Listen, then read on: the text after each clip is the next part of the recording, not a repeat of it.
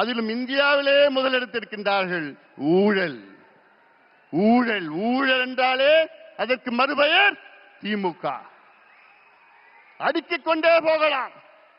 மணல் கொள்ளையால் நடந்த ஊழல் எவ்வளோ? 4750 கோடி ரூபாய். நகராட்சி துறையிலே பொறியாளர்கள் நியமனம் ஊழல் 888 கோடி ரூபாய். அதே துறையிலே ஒப்பந்த ஊழல் எவ்வளோ?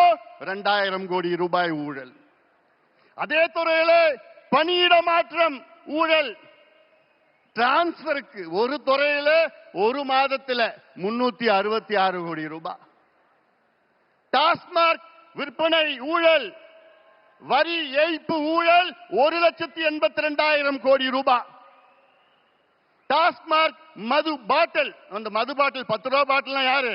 செந்தில் பாலாஜி தான். அதுல எவ்வளவு ஊழல்? 5000 கோடி. கனிம வள ஊழல் எவ்வளவு?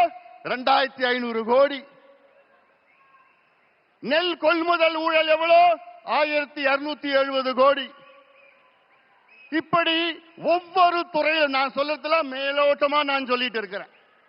உள்ள கீரனா போதும்.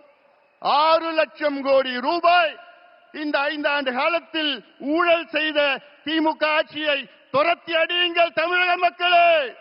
இவர்கள் வேண்டாம், நமக்கு வேண்டாம்.